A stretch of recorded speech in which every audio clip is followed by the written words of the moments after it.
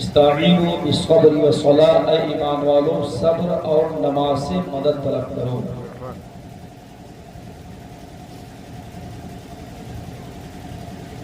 امام حسین علی مقام علیہ السلام اور ان کی ازواج، ان کے بھتیجے، ان کی بہنیں، ان کے بھائی میدان کرب و بلا میں تشریف لائے اور گھر کا گھر، خاندان کا خاندان، سب کچھ راہ خدا میں قربان کر دیا، یہاں تک کہ آپ خود بنفس نفیس رضائے مولا کی خاطر راہ حق میں اپنی گردن کو دے دیا اور دین کو، اسلام کو، قرآن کو، نبی کون صلی اللہ علیہ وسلم کی شریعت کو بچا لیا۔ آخر یہ جذبہ تھا کیا؟ یہ کون سا جذبہ تھا جو امام حسین علی مقام علیہ السلام کو مدینے سے مکے جانے میں مجبور کیا اور مکہ سے میدان کرب و بلا آنے پر مجبور کیا؟ آخر یہ جذبہ تھا تو کون سا جذبہ تھا؟ میرے عزیزوں، اسی جذبے کو جذبہ عشق کہتے ہیں۔ یہ عشق کا جذبہ تھا جو امام حسین علی مقام کو مدینہ، اور وہ مدینہ جس کے بارے میں امام عشق و محبت فرماتے ہیں کہ ٹھوکریں کھاتے پھرو گے ان کے در پہ پڑ رہو، قافلہ تو اے رضا اٹھا گیا،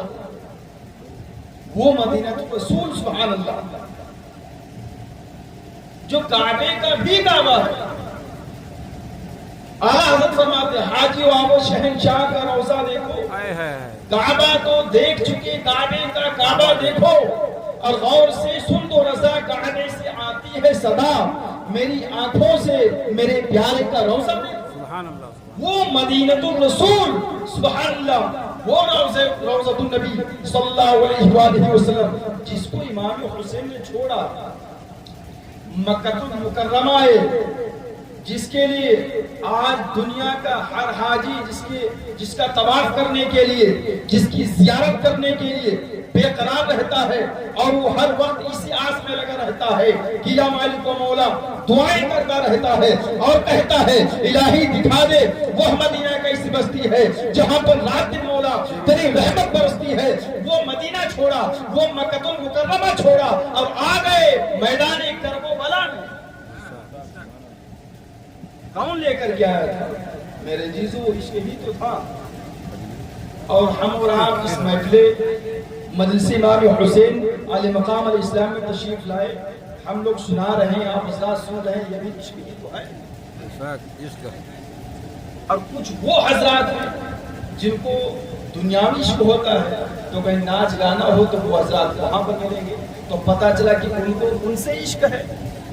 اس لیے وہ اس محفل میں گئے۔ اور ہم اور آپ کو امام حسین علیہ مقام اس ذکر خیر سے محبت ہے، اس لیے ہم اور آپ یہاں حاضر ہیں۔ میرے عزیزوں، کہنے کا مقصد یہ ہے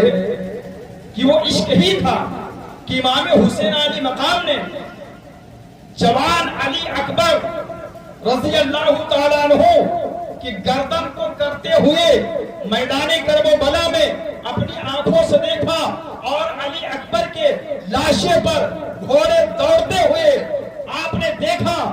آپ نے جب روانہ کیا تھا تو سر پہ عمامہ باندھ کر کے روانہ کیا تھا، اچھا خاصا دولہا جیسا سجا کر کے میدان کرب و بلا کی جانب، یزیدیوں کے لشکر کی جانب روانہ کیا تھا، لیکن جو واپس لے کر کے آتے ہیں تو لاش لے کر کے آتے ہیں اور خیمے کے سامنے رکھ دیتے ہیں اور فرماتے ہیں اے زینب دیکھو دولہا آ گیا،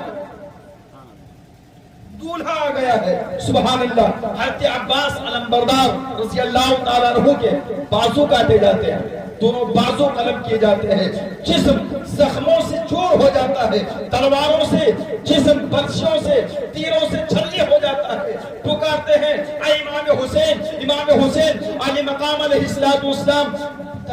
ارشاد فرماتے ہیں اے عباس علمبردار میں حاضر ہوں، میں میں حاضر ہوں، آپ جو ہی آپ تشریف لے جاتے ہیں تب تک کہ کیا دیکھتے ہیں کہ عباس علمبردار کے دونوں بازو قلم کر دیے جاتے ہیں، آپ کی لاش مبارکہ پر گھوڑے دوڑا دیے جاتے ہیں، آپ کی روح قبض عنصری سے پرواز کر جاتی ہے۔ یہ عشق نہیں تو اور ہے کیا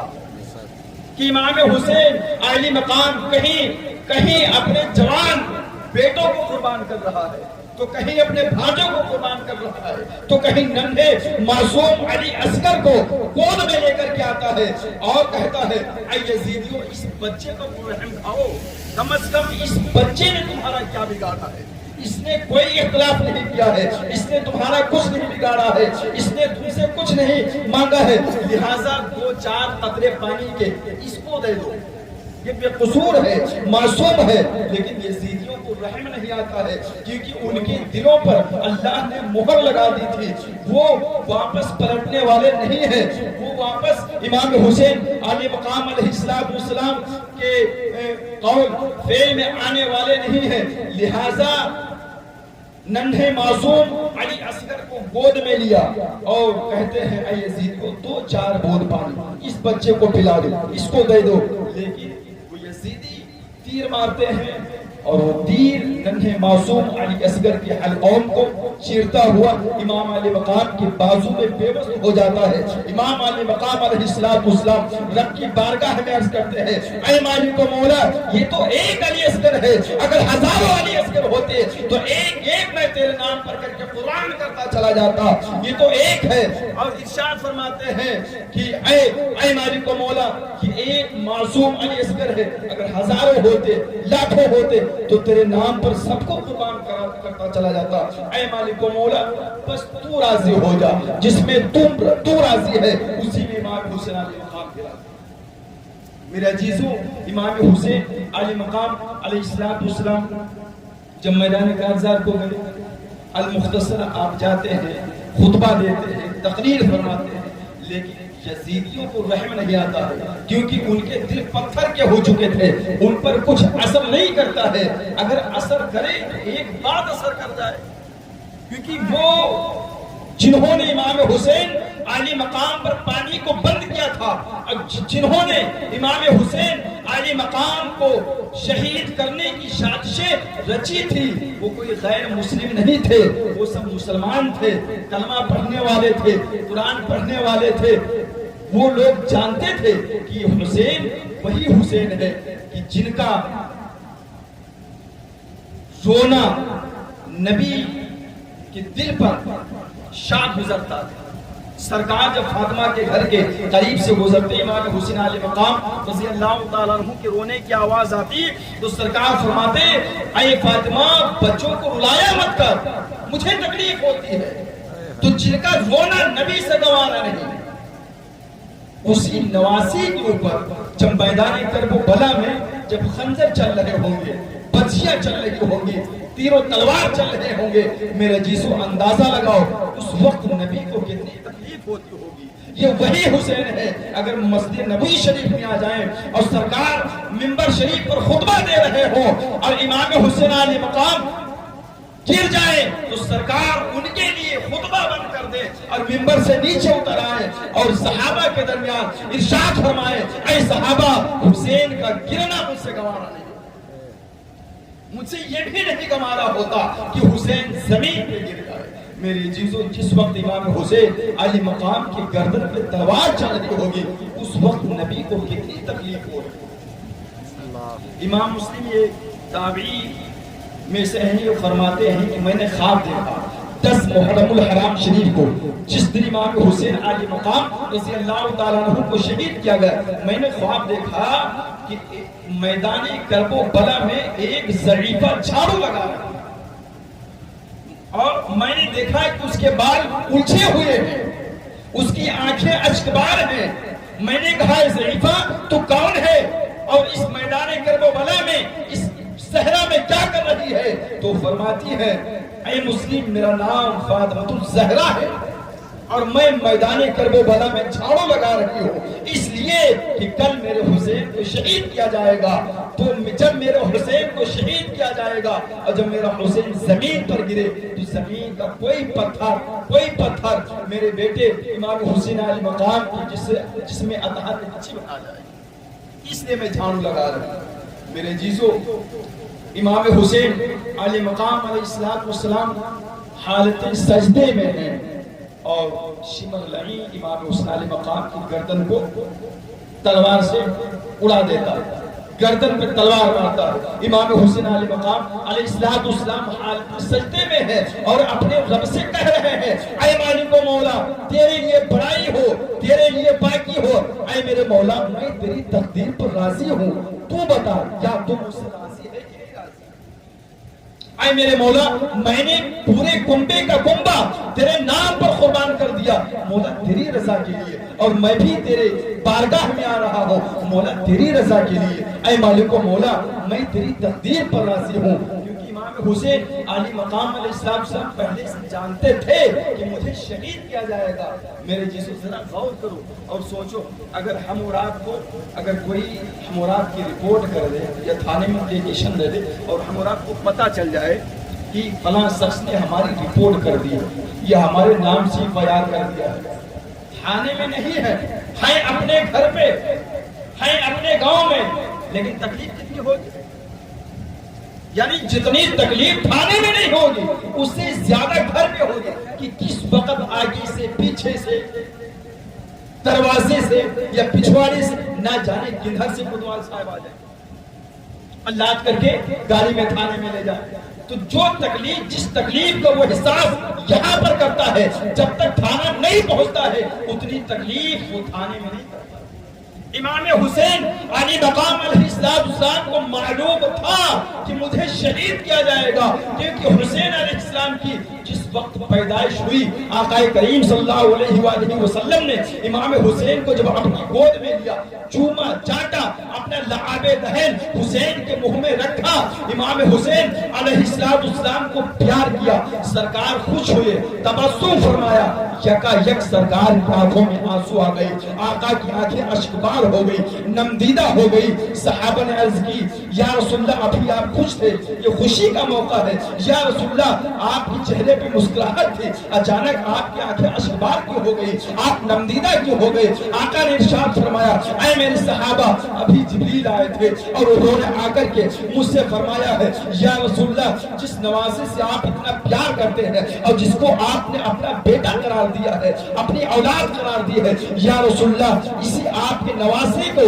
آپ کے بیٹے کو میدان کرب و بلا میں 3 دن کا بھوکا پیاسا آپ ہی کے امتی لوگ اس کو قتل کریں گے، شہید کریں گے۔ آقا نے ارشاد فرمایا، اس لیے میری آنکھیں اشکبار ہو گئی، میں نمدیدہ ہو گیا۔ امام حسین علی مقام علیہ السلام کو بھی خبر تھی، وہ بھی جانتے تھے کہ مجھے میدان کرب و بلا میں شہید کیا جائے گا، لیکن تو ہم اور آپ اندازہ ہی لگائیں کہ جن کو پہلے سے اپنی شہادت کی خبر تھی وہ یہ بھی جانتے تھے کہ مجھے 3 دن کا بھوکا پیاسا میدان کرب و بلا کی صحرا میں شہید کیا جائے گا۔ میرے جیسو ذرا غور کرو کہ اس حسین کے دل کے جو احساسات ہوں گے ان پر کیا گزر، لیکن امام حسین علی مقام علیہ السلام نے کبھی رب کی بارگاہ میں دعا نہیں فرمائی، اے مالک و مولا مجھ سے یہ امتحان ہٹا دے۔ مولا علی بھی جانتے تھے، لیکن مولا علی مشکل کشا نے کبھی نمازوں میں دعا نہیں فرمائی، اے مالک و مولا حسین سے یہ امتحان ہٹا لے۔ اللہ کے محبوب صلی اللہ علیہ وآلہ وسلم جن کی دعا مستجاب دعوات ہے، سبحان اللہ، اگر لمحہ مبارک مل جائیں دعا فرما دے تو سرکار جو سوچیں اور لفظ زبان پر نہ آئے اس سے پہلے، ان لفظوں کا زبان پر آنے سے پہلے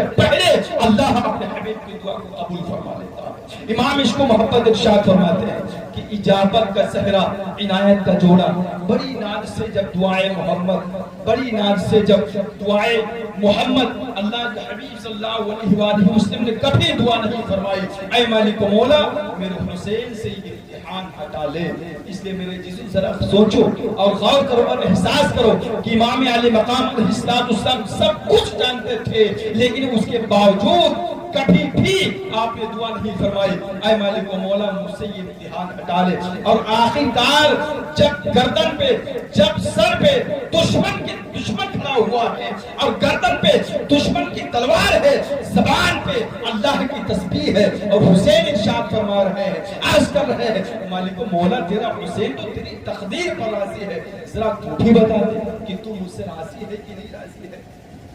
وہ نواسا جس پر محمد رسول اللہ کو ناز ہے, وہ حسین جس پر مولا علی کو ناز ہے, سجدہ اوروں نے کیے تیرا عجب انداز ہے, یا حسین تو نے وہ سجدہ کیا جس پر خدا کو ناز ہے. میرے جیسو درود پاک پر اللہ محمد صلی اللہ علیہ وسلم. نحن